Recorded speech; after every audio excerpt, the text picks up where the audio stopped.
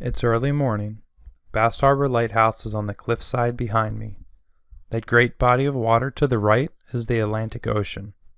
My heart is racing, and this morning's hike has only just started. I'm about to jump into the next chapter of my life, balanced on these rocks. That's Jane's hand. On it is a rock that I've been carrying in my back pocket for a week during this New England adventure. It didn't appear in Boston, Burlington, Portsmouth, or Montpelier. It presented itself on this day, in Acadia. Not bad for my first trip to a national park. We held our wedding reception in a natural history museum. In the lobby among the specimens, we hung up this map and asked guests to place a star on locations they recommended we visit. The overwhelming majority were placed on the sites that had a connection to the national park system. We were planning our journey, eager to discover what would greet us around the bend. The National Park Service was established in 1916, and today they manage 84 million acres across all U.S. states and territories. Are you up for an adventure? Grab a sturdy pair of shoes, wear comfortable clothes, and stay hydrated. It also won't hurt to purchase an annual park pass and a Rand McNally Road Atlas before you go out cruising. Congress made Yellowstone America's first national park in 1872. It was one of the stops on our honeymoon. It seemed appropriate to be leaving our nest in Delaware, home to America's newest national park edition, and visiting the oldest. Yellowstone happens to be the same size as our entire state, but that's about all they have in common. Ancient volcanic activity created these tunnels in southwestern Idaho. The caves are a perfect habitat for my biggest fear, bats. I saw them, they saw me, and we agreed to keep our distance. The most beautiful feature of darkness is when you first notice the speck of light in the distance. The Red Rock country of south-central Utah offered plenty of that light. Every park is different, and visiting them contributes to their existence. The National Park Service preserves unimpaired the natural and cultural resources and values of the national park system for the enjoyment, education, and inspiration of this and future generations. It could be the free-roaming buffalo in Yellowstone, or bats at craters, or a hidden pedestrian bridge in the Great Smoky Mountains. Whatever you're calling, you'll find it in the 85 million protected acres. From barren desert to shining seas, from mountain tops to historical buildings, there is something for everybody to see. That massive canyon behind us, the one that you can fit the Empire State Building into, is located in southwestern Colorado.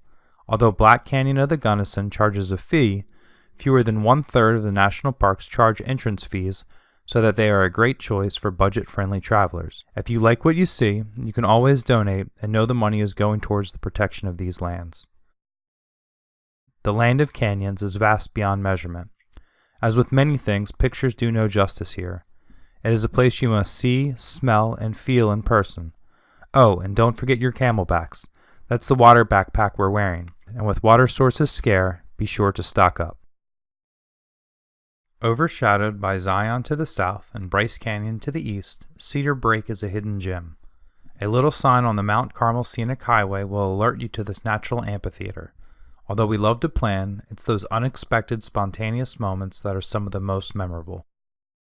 Although there are no arches in this picture of arches, there are over 2,000 to be found. I love to imagine the ancient ocean here, with these rippled pillars on its floor that we now look down upon. What a majestic glimpse into the past. Your attendance at these sanctuaries helps ensure they remain for your children's children. The active volcano in the background can be seen from 150 miles away in all directions. Although Mount Rainier is active, its last eruption cycle was 1,000 years ago. You gain a lot of perspective, seeing up close something so massive yet delicate. We left Washington State inspired, and when we got back to the first state, we rescued a dog and named her Rainier. When we made it to the hot springs, we brought the Rainy dog with us.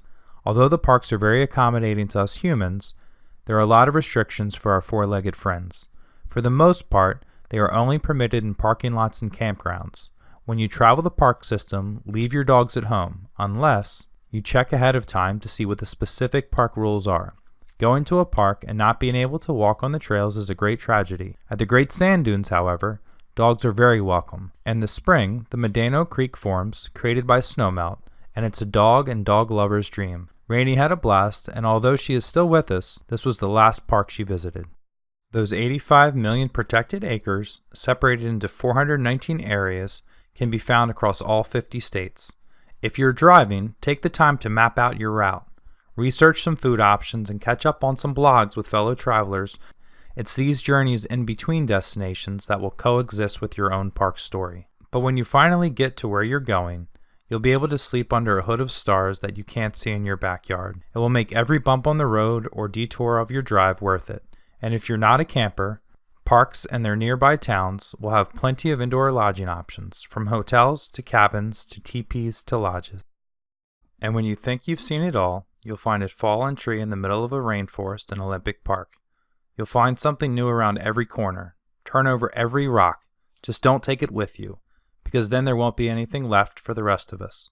For rules, FAQs, and fun facts, check out nps.gov. 10 days before we were set to move from our dream town in Boulder, Colorado, back to our origins in Wilmington, Delaware, Jane walked into my office with what I thought was a pen. It was a positive pregnancy test. We paid a last visit to Rocky Mountain National Park before heading back east with a little extra cargo.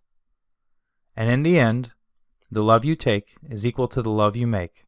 Lennon and McCartney wrote that, and there's no better way to say it. Along the journey, taking these photos and creating memories, we made Felix. That chapter that started back on the rocks in Acadia is over. A new one is about to take flight. What will be your national park story?